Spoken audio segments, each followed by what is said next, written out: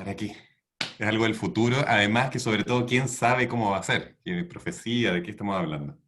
Entonces hay una Gemara interesante que dice de que en el futuro, cuando uno llega al Shamaim, te preguntan una serie de cosas. Llegas a la puerta del cielo, ¿no es cierto? Y te preguntan una serie de preguntas. La primera pregunta es, ¿hiciste negocios de forma honesta? Te preguntan también si es que estableciste tiempos para estudiar Torá. Y una de las preguntas es, y esta es la única frase que voy a decir en hebreo durante el resto, porque hay que decirla en hebreo, así que la voy a traducir para que estemos todos en sintonía. Te preguntan si pita la Yeshua. Si pita quiere decir si esperaste, si ansiaste, si deseabas que llegara. La Yeshua, que es la salvación sería en español, y por eso la digo en hebreo, porque la palabra salvación en español suena media rara. Entonces, Tzipita la Yeshua. Esperaste a la salvación, esperaste la llegada de Mesías. Y, bueno, les cuento una historia personal. Un día, Mijal, mi esposa, escuchó un shibur de esto, y en la mesa me dice, mi amor, ¿tú crees que nosotros vivimos con Tzipita la Yeshua? ¿Vivimos de esa forma? Y yo, he visto esas preguntas así como... eh, y la verdad es que no recuerdo qué respuesta seguramente una respuesta no tan buena, pero Era muy seguramente Mical buena. les puede decir después. ¿Ah? Bueno, pero había algo que me molestó mucho en esa pregunta. ¿Qué me molestó? Me molestó de que hay...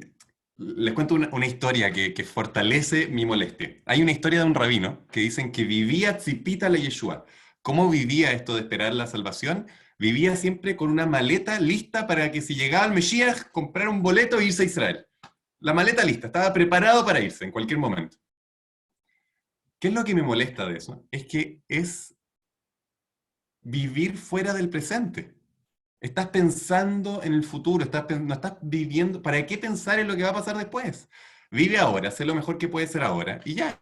¿Por qué es algo tan fundamental si pita la Yeshua, estás esperando la llegada de Mesías? Y más aún, yo te diría que otra cosa que me molesta mucho, y no sé cuál me molesta más, es que esperar la llegada de Mesías, me imagino a una persona, así un judío como con peyot, diciendo, ¡ay, babay! Es tan terrible este mundo, necesitamos a Mesías, está todo tan mal, todo tan terrible. Lo de las peyotes solo por la serie que me dejó con prejuicio. Pero...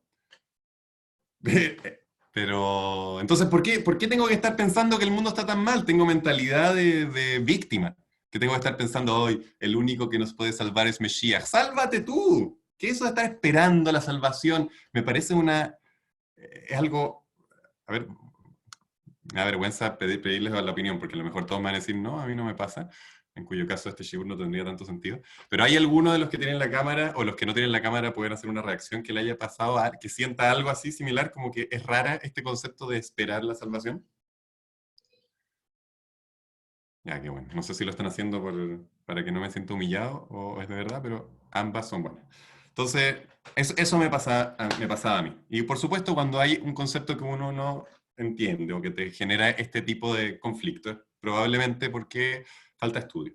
Y justamente cuando lo empecé a estudiar un poco más, me di cuenta que mi entendimiento de lo que significa esto, Tzipita la Yeshua, y lo que significa vivir una vida de esa forma. Porque lo que el Talmud está diciendo es que es una forma de vivir.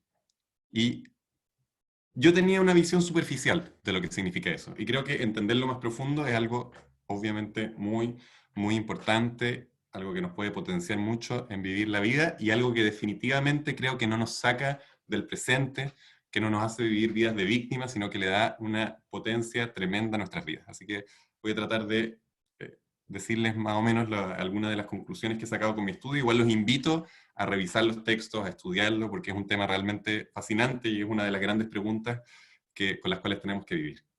Entonces, yo siempre digo de que toda pregunta tiene distintos niveles de respuesta. Hay una respuesta de una frase, para dejar tranquilo a alguien que te lo pregunta así en el pasillo. Hay una respuesta de 20 segundos para alguien que te lo pregunta en el ascensor. Y hay una respuesta de 5 o 6 minutos para alguien que tiene un poquito más de tiempo. Así que primero voy a decir la respuesta de 20 segundos y después, si no están demasiado aburridos, sigo con alguna un poquitito más larga. Entonces la respuesta de 20 segundos es la siguiente. Lo que significa Tzipita la Yeshua, que estoy esperando la llegada del Mesías, no es lo que uno pensaría que es porque los judíos ahí finalmente vamos a dominar el mundo, como dicen los códigos de los sabios de Zion, un libro súper antisemita. No es porque finalmente vamos a ser los reyes y queremos dominio político, es porque la traída de Mesías trae claridad. Eso es todo. Es vivir una vida con claridad y Tzipita la Yeshua, anhelar eso, es anhelar vivir una vida con claridad. Esa es la parte esencial. Creo que ya me pasaron los 20 segundos. ¿Sí? Entonces, si algo recordamos es esa respuesta de 20 segundos, se lo pueden decir a los amigos, van a quedar bien. Entonces, busco claridad, tener una vida de claridad. Ahora, si me permiten, voy a ir a una respuesta un poco más elaborada que va a mostrar la profundidad que hay detrás de eso. Entonces, todo este concepto nace de una parte del Talmud que explica un poco qué significa la llegada de Mesías. Y esta Gemara dice lo siguiente, dice que cuando llegue Mesías va a haber libre albedrío, ¿sí? Todavía va a haber libre albedrío, pero va a ser mucho menos que hoy en día. Es como otro nivel mucho más bajo de nivel de libre albedrío. Entonces, eso, creo que esa parte del Talmud, ese concepto revela la esencia de lo que es la llegada de Mesías, pero es súper difícil de entender. ¿Qué significa tener menos libre albedrío? O sea, yo o elijo algo, tengo elección o no tengo elección. ¿Soy libre para elegir sí o no? ¿Qué significa que soy libre pero un poquito menos, como si fuera por grado? ¿Qué es eso? Entonces, hay un ejemplo que creo que nos puede ayudar a entender qué significa una vida con un poco menos de libre albedrío. Entonces, en el desierto, ¿sí? Cuando salimos de Egipto, ¿no es cierto? Ya pasó Pesaj, estamos camino a recibir la Torá, y que se viene Shavuot, y estamos ahí, estamos con las nubes que nos están protegiendo, y estamos viviendo en una dimensión paralela. Es una dimensión en donde Hashem nos da todo, de las nubes sale la comida y todo. Y también recibimos el maná. Ahora, el maná es una especie de comida, ¿no es cierto?, que caía del cielo, llovía de este maná, y lo comíamos y eso nos satisfacía. Ahora, había una propiedad interesante del maná, que es que no a todas las personas le caía el maná a la misma distancia. El maná caía dependiendo de tus actos. Si es que habías hecho cosas buenas, entonces te caía cerca de tu casa. Si habías hecho cosas malas, te caía lejos de la casa. Entonces, si algún día hiciste algo que no está tan bien, al día siguiente en la mañana se despiertan todos, salen y ven que Moishe tiene su maná a 400 metros. Y le dicen, Moishe, ¿qué estuviste haciendo? Entonces, ese era el maná, te revelaba cosas que no querías que los demás supieran, revelaba tus actos. Ese concepto de que los actos que uno hace se revelen externamente es algo que se llama midá keneged midá. Dije que no iba a hablar otra frase en hebreo, pero lo hice igual. Entonces, midá keneged midá significa que de la forma en que lo que yo doy es lo que recibo, básicamente. Lo que yo doy es lo que recibo. Si es que yo actúo bien, me llegan cosas buenas. Si yo actúo mal, me llegan cosas malas. Ese es un nivel en el cual hoy día no estamos, no vivimos así. Porque los malos le va bien, ¿no es cierto? Si yo voy y robo algo, me va bien, tengo más plata. Es difícil ver cómo hay justicia en el mundo. Sin embargo, en la época en que estábamos en el desierto, realmente había justicia. Si, por ejemplo, y así va a ser la época, la era mesiánica. Si un ladrón, si yo soy ladrón, quiero robarle algo a alguien. Si es que cada vez que alguien le roba algo a alguien, le robo 1.000 pesos a una persona, en ese mismo instante se me rompe algo en mi casa que vale 2.000 pesos. Sí, cuando alguien roba, el castigo es el doble de lo que sacaste. Si yo robo algo de 1.000, en ese instante se me rompen algo y tengo 2.000 pesos menos. ¿Quién robaría? Sería ridículo robar, sería como dispararse en el pie. Entonces, cuando el mundo se empieza a comportar de otra forma, se empieza a comportar de una forma en donde las acciones malas inmediatamente son retribuidas y las acciones buenas son inmediatamente retribuidas, entonces se pierde el libre albedrío de ese tipo de cosas. Porque nadie es tan tonto de dispararse en el pie. Pero hay un libre albedrío que todavía queda. ¿Qué libre albedrío todavía queda? Si todas veces que hago algo malo, me llega un castigo. Y si hago algo bueno, me llega algo bueno. ¿Qué libre albedrío puedo tener? Entonces, aquí está la clave de entender el libre albedrío que hay en la época del Mesías y para entender qué significa vivir una vida de Tzipita la Yeshua, que es otro tipo de vida. Yo creo que la forma para entender esto es vamos a hacer una metáfora con deportistas, ¿sí? Me gusta hacer metáforas con deportistas, ya que es algo que le falta a mi vida, entonces así por lo menos me lo puedo imaginar y es como que fuera deportista un poquitito. Entonces, un futbolista que quiere y sabe que tiene que llegar a las máximas alturas de su máxima ambición, es llegar a a lo máximo que puede hacer en fútbol. Entonces, él puede entrenar de 8 de la mañana a 5 de la tarde y va a ser un futbolista bueno, pero mediocre. O puede ser un apasionado y estar todo el día entrenando de 8 de la mañana hasta las 12 de la noche y estar repitiendo y cuando le sale, depende cuánta pasión le pone. Entonces, hay uno, a lo mejor los dos tienen igual talento, pero hay uno que es un futbolista mediocre finalmente y hay otro que termina siendo Messi. ¿Por qué? Porque tiene, a pesar de que tengas claridad hacia dónde vas, todavía hay una elección de cuánta energía le pongo. En toda elección de libre albedrío, y este es un concepto psicológico muy profundo, en toda elección de libre albedrío hay dos factores que nos juegan en contra. Hay uno que es, nuestro cuerpo nos dice, ay, no le pongas tanta energía. Y ese es un nivel de libre albedrío.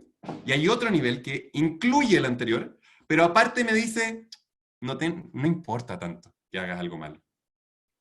No importa tanto. Me da confusión.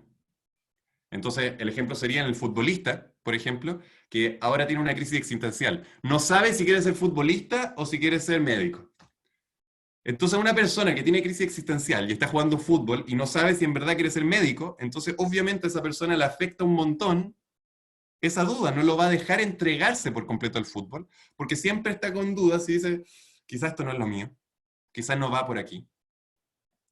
Entonces este futbolista se enfrenta contra dos problemas. Uno es que tiene esta duda existencial, no sabe quién es, no sabe quién es, no sabe a dónde va, no sabe si es futbolista o médico. Y aparte tiene el problema de cuánta pasión le pone, incluso que tuviera claridad. Esos son los dos niveles del libre albedrío. El libre albedrío que queda en la época mesiánica es cuando se va la confusión. Ya no tienes más crisis existencial. Sabes que eres un futbolista, sabes cuál es tu propósito, vas para allá, eso es lo único que te interesa. El único libre albedrío que queda es cuánta pasión le pongo, cuánta energía le pongo a crecer espiritualmente, porque tengo claridad en ese momento de que lo único que importa en el mundo es mi crecimiento espiritual. Tengo una misión espiritual que tengo que cumplir. Cuánta ayudo a los demás, cuánto me desarrollo yo, cuánta Torah estudio. Entiendo de que vine al mundo a hacer eso. Ya no tengo confusión, se va toda la confusión. Entonces, sí, obviamente ya no existe el libre albedrío de robar.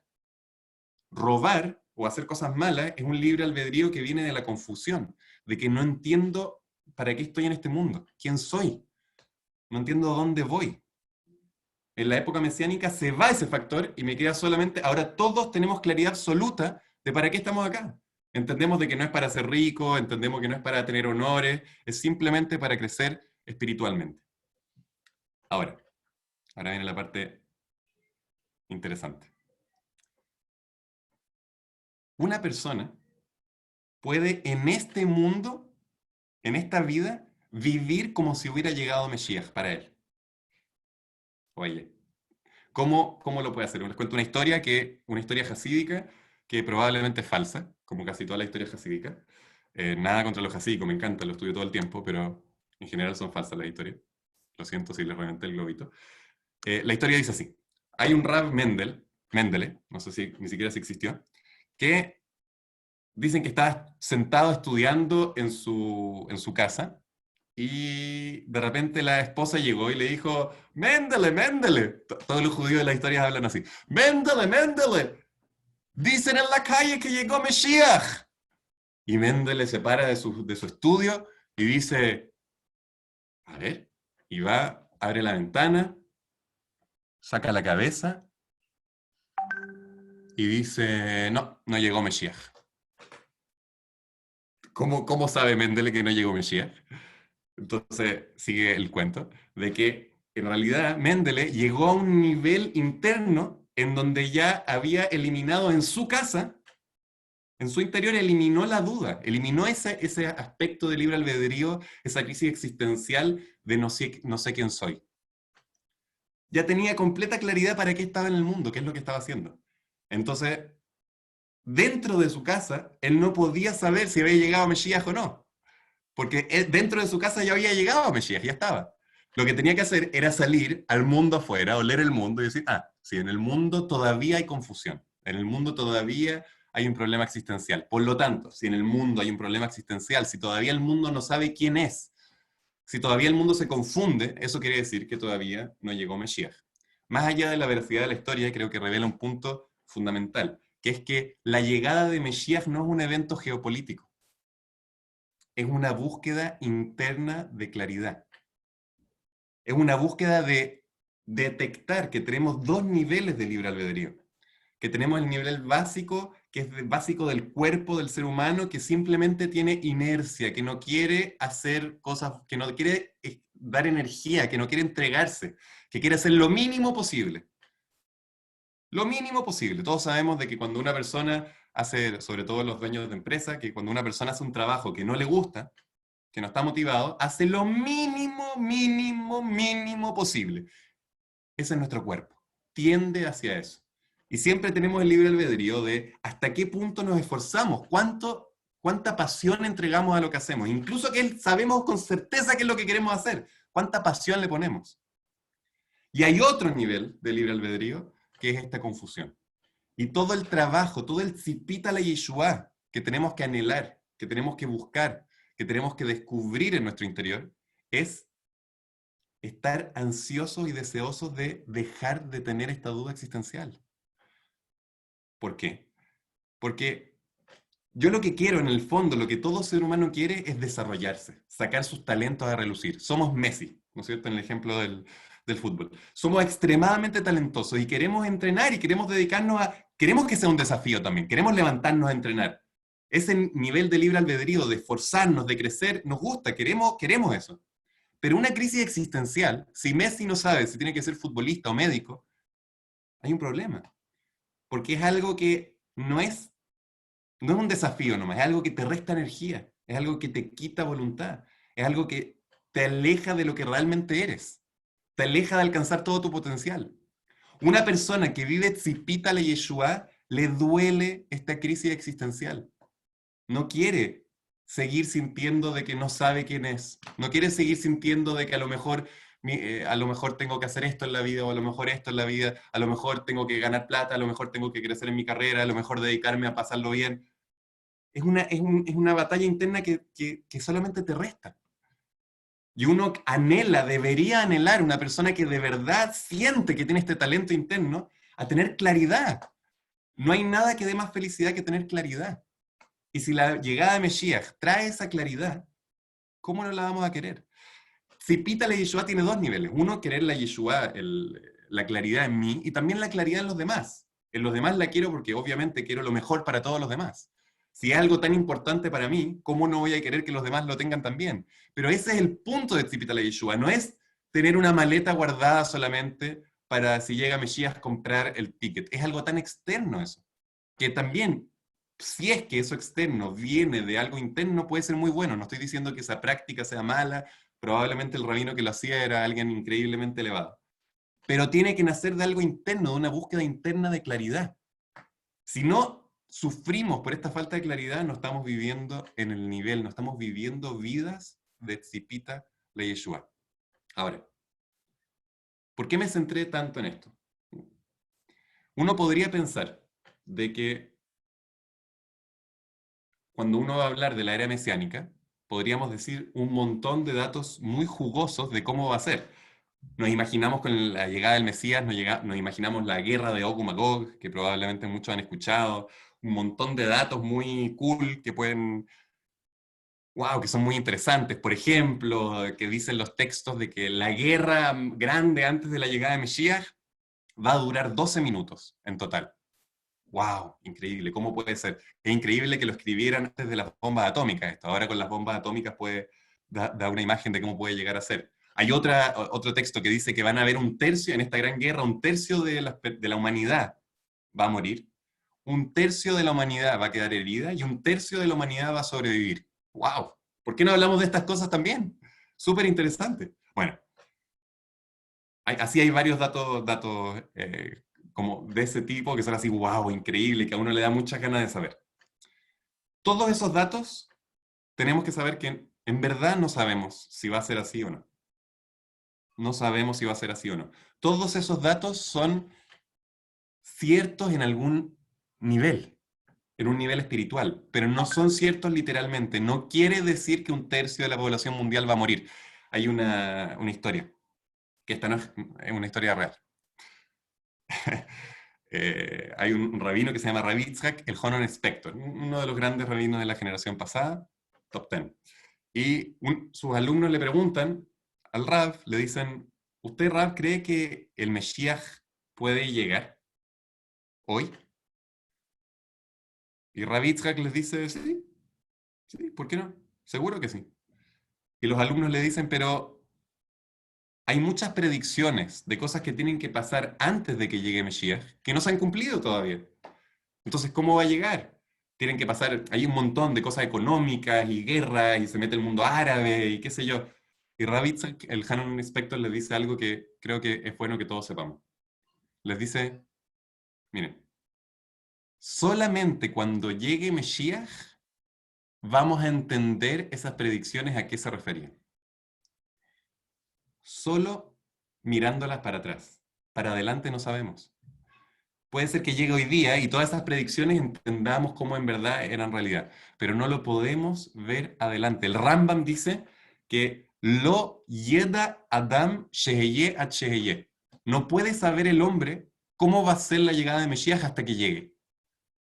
Y ustedes me preguntarán, bueno, ¿y para qué entonces hay tantos textos de los rabinos explicando cómo va a ser?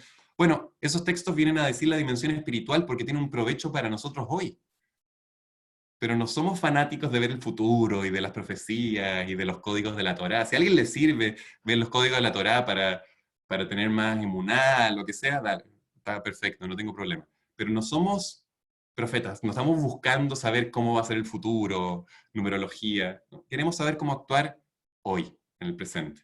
Y eso es lo que estamos buscando al estudiar la era mesiánica, vivir realmente Tzipita la Yeshua, buscar una claridad total en nuestro actuar, en nuestra vida, a dónde nos dirigimos, limitar la parte del libre albedrío que es de crisis existencial, que no nos lleva a ni un lado, que nos quita energía, que nos saca de nuestro camino, y solamente quedarnos con el libre albedrío real, el libre albedrío de cuando ya sabemos nuestra misión, a dónde vamos, cuánta pasión le ponemos, con cuánta intensidad vamos, y sobre todo, el dolor de sentir esta crisis existencial. Porque tenemos la crisis existencial, no hay que negarlo, es una realidad que la tenemos. La pregunta es, ¿queremos que desaparezca? ¿Estamos buscando realmente, tenemos unas vidas que buscan claridad o no tenemos una vida que busca claridad? Entonces, bueno, espero que estos conceptos respondan un poquito a las preguntas que me generó cuando Mijal me preguntó si vivíamos vida de Tzipita la Yeshua.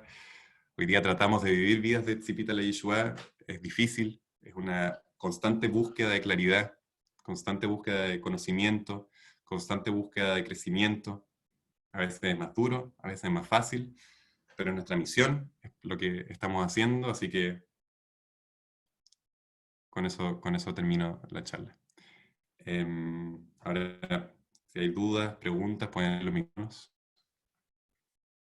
Hay una pregunta en el chat, Pap.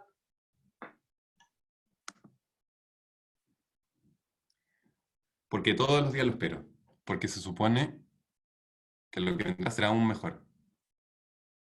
Sorry, será que tengo hartos años más.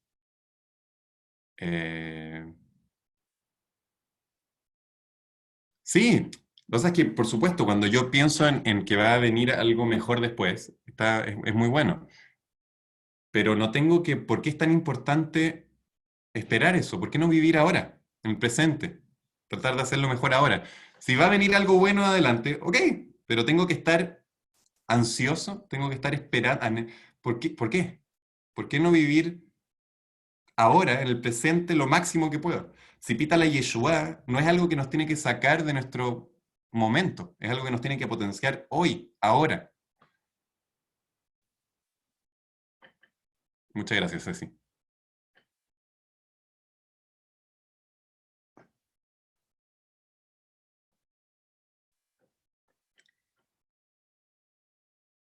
La Agus está procesando la pregunta.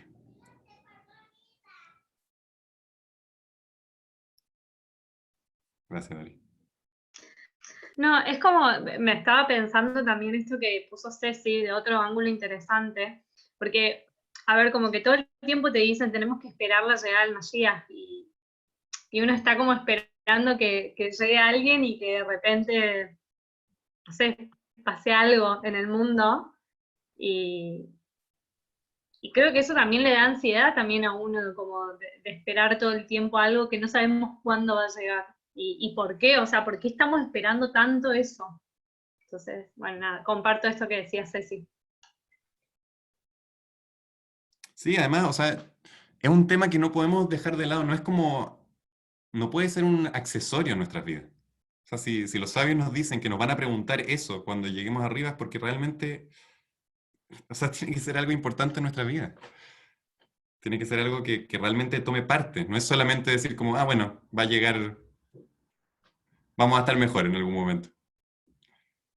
Otra cosa interesante, que la llegada de Mesías no es un momento en el cual se cambia el orden natural de las cosas.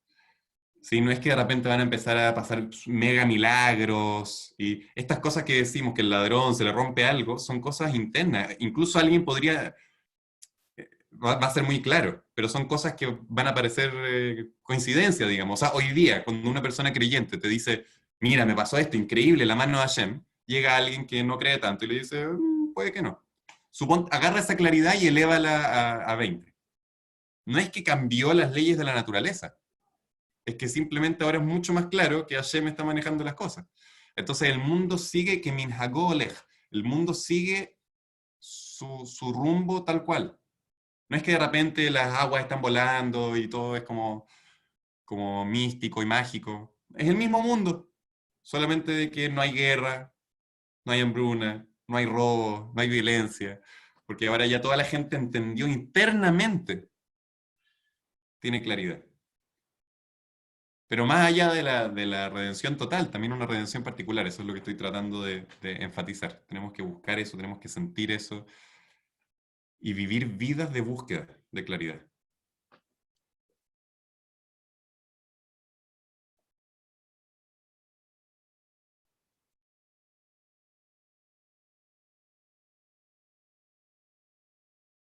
Ah, muy bueno. En el maíz que dice Kevin, que dice, nos pasamos la vida esperando que pasen cosas y lo único que se pasa es la vida. Exactamente.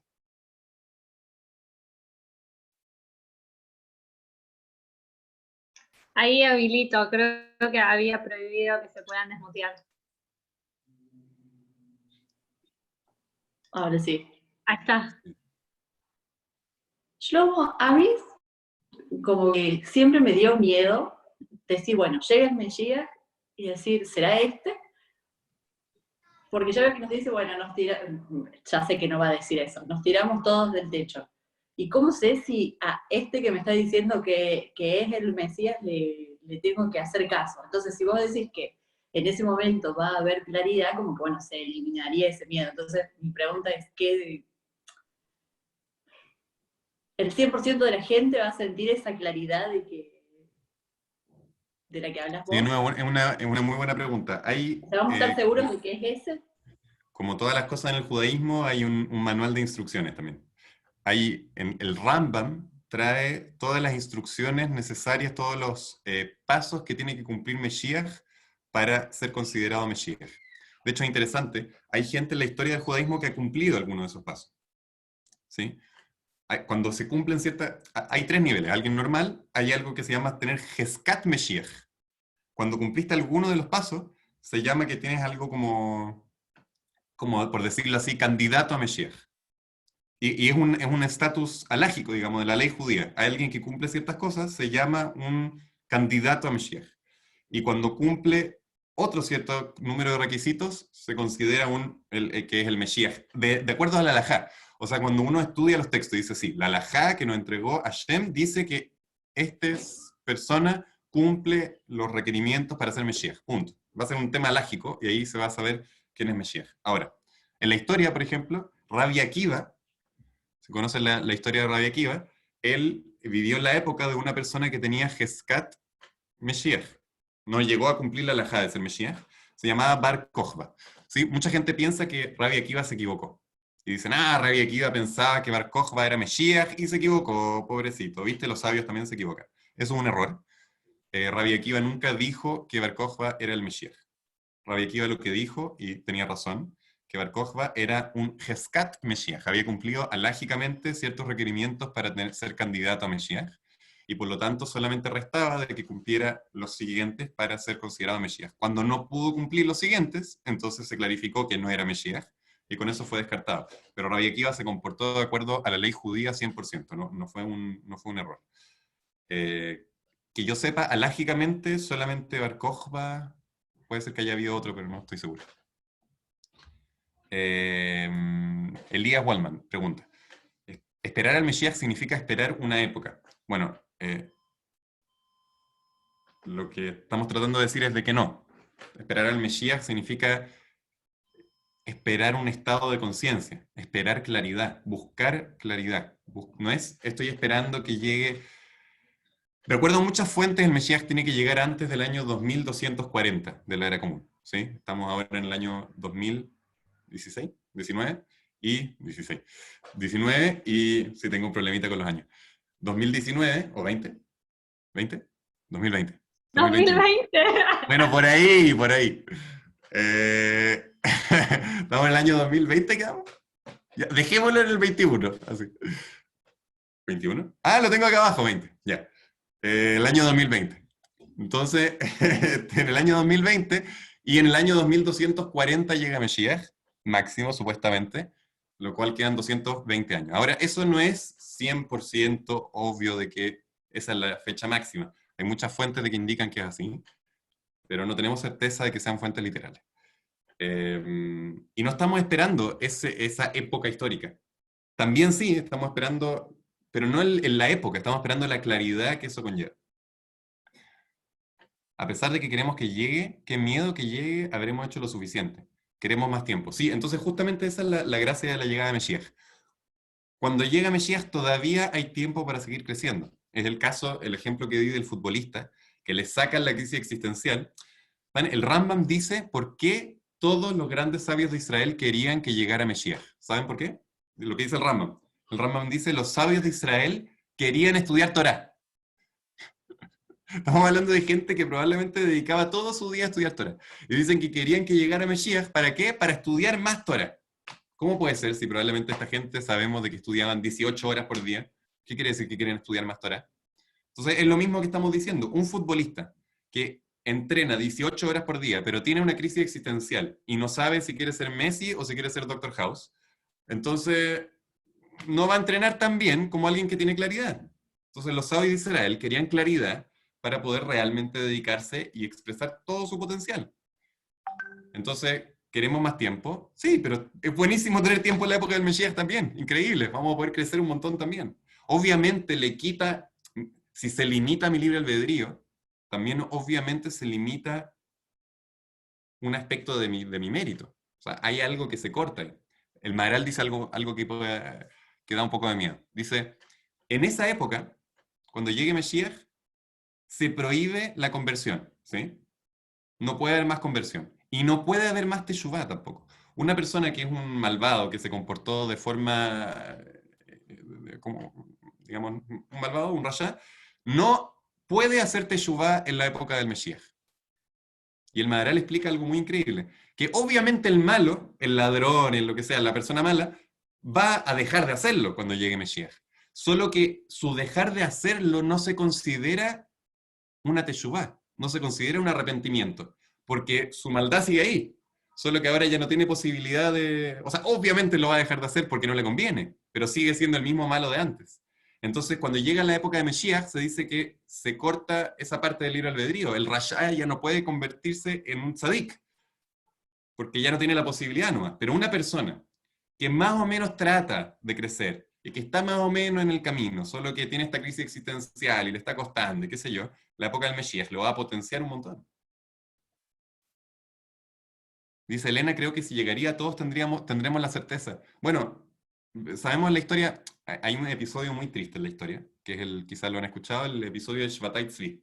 Shvatai Tzvi fue una persona, un ser humano que vivió en el año 1600 más o menos, si no me equivoco, y que fue un falso Mesías. Y es probablemente el engaño más grande que se ha hecho al pueblo judío. Decenas de miles de personas dejaron sus hogares y viajaron a conocerlo. Donde él estaba lleno de gente afuera esperándolo, el Mesías. Todo el pueblo de Israel se conmovió, pensaron en verdad que había llegado Mesías. Y finalmente no era Mesías, era un Mesías falso. Y no solo eso, ni siquiera era probablemente Jezcat Mesías. Engañó a la gente solamente. El problema es que cuando la gente, y esto yo creo que también es un problema, cuando la gente vive demasiado esperando esta salvación externa, se compran cualquier cosa. Los grandes sabios de Israel, por ejemplo, lo fueron a conocer y no creían que era el Mesías. No los engañó a ellos. Lo testearon, lo agarraron y se dieron cuenta que no era. Entonces, cuando una persona está demasiado anhelante de que llegue la salvación, entonces se compra cualquier cosa. En cambio, una persona que de verdad si pita la Yeshua, no está esperando la salvación de afuera. Quiere claridad, quiere él llegar a la claridad y si es que si es que te facilitan eso, cuánto mejor. Pero no es algo externo, eso voy. ¿Hubo alguna época donde el pueblo vivió dedicado a la llegada del Mesías? Como que su objetivo de vida era apurar la llegada. Bueno, supuestamente nosotros, ahora, toda la historia, todo nuestro objetivo es traer claridad al mundo. Ese es el objetivo del pueblo judío. Para eso estamos acá. Queremos traer claridad, queremos que hay tanta mentira en el mundo, hay tanta falsedad, hay tanto perseguir cosas que son aire, que son mentira, que nos alejan. Y todo el objetivo de la Torá y del pueblo judío es destruir esa mentira, es revelarla, es desenmascararla, es mostrar que no es lo que no es. La claridad es llegar a cumplir las 613 mitzvot.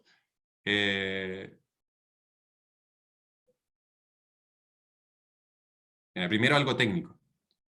Las 613 mitzvot no se pueden cumplir, porque hay una gran cantidad de ellas, ¿no es cierto?, que no se aplican hoy en día. Ahora me imagino que tu pregunta no va por ahí, sino que se refiere a cumplir la halajá. Y la respuesta es que tampoco. El Ramban, por ejemplo, dice que una persona puede cumplir toda la ley, al pie de la letra, todas las reglas, exacto, se pone tefilín a la hora, y hace todo, y puede ser una persona que sea un asqueroso, un repugnante. Entonces, no es solamente cumplir la ley, es cumplir la ley y cumplir el espíritu de la ley. Es desarrollarte lo más posible internamente, llegar a lo que quiere la ley de ti, no solamente salir y cumplir los tecnicismos, digamos. Pero sí, obviamente, una persona que hace todos los actos y que cumple la ley y que cumple el espíritu de la ley y se desarrolla espiritualmente lo más posible, sí, esa persona... Ahora, incluso una persona que hace todo eso y que cumple todas esas cosas, puede ser que todavía no tenga claridad. Por ejemplo, los sabios de Israel que querían la llegada del Mesías, a lo mejor estaban estudiando Torá 18 horas por día, por decirte, pero todavía internamente tenían esa crisis existencial. La claridad no es solamente actuar de cierta forma, la claridad es verlo, es no tener duda, es saber con certeza que eso es lo correcto. Dice mi mamá, o tal vez estudiar desde otra perspectiva, deberíamos tener otra visión. Tal vez ellos percibían eso. Sí.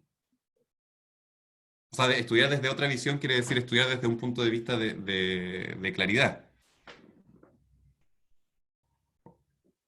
Claro, o sea, el estudio que uno tiene, el nivel espiritual que uno alcanza y las cosas que uno piensa y las cosas que uno dice cuando tiene claridad son otras. Cuando uno está encerrado en la duda y no sabe bien quién es, te interesan otras cosas, tu estudio es distinto, las cosas que te mueven son otras. Cuando tienes claridad es como que todas las cosas que todo tu estudio, que a lo mejor antes era tan, para ti tan preciado y qué sé yo, te das cuenta que venía en parte de esa confusión quizás. Y ahora cuando te sacas la confusión, puedes ir derecho a lo que es realmente tu letra en la Torá, tu propósito. Entonces, no caigamos en externalizar esto. No es algo externo, no es hacer ciertos actos. No es algo interno, es claridad, es mirar el mundo y no confundirse, es saber quiénes somos. ¿Y quién puede no querer saber quién uno es? ¿Quién puede no quererlo? Todos lo queremos. La pregunta es, ¿vivimos buscando eso, sí o no? Yo creo que todos, así como nos van a hacer la pregunta en Shamaim, tenemos que adelantarnos y hacernos las preguntas hoy día a nosotros mismos. ¿Vivimos nosotros buscando claridad? ¿Vivimos una vida de Tzipita la Yeshua o no? Y así por lo menos vamos a saber la respuesta y no vamos a tener que pensarla allá arriba. Vamos a poder dedicarnos a otras cosas.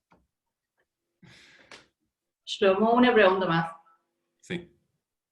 Va a haber, cuando llegue la época mesiánica, o capaz que ya llegó, va a haber ciertas señales, porque, por ejemplo, tengo entendido que en la época mesiánica son los hijos los que van a acercar o a enseñar la Torá a sus padres.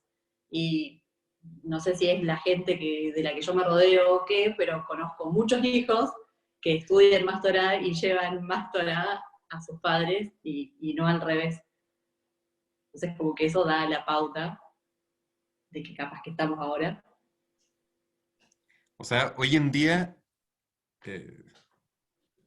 miren, no lo hice porque tengo mi visión va en contra de esas predicciones. Como les dije antes, las predicciones no sabemos cómo son. Solamente cuando llegue Mesías vamos a mirar para atrás y vamos a decir, ah, así era.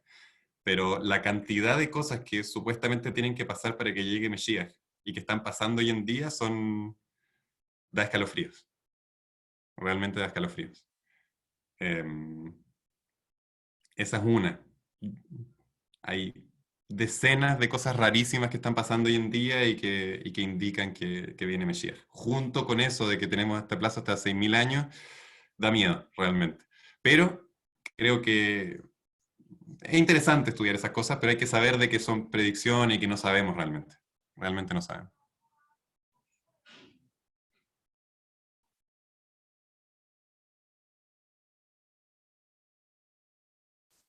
Bueno, muchas gracias a todos por haber asistido. Que estén muy bien, que tengan una linda semana.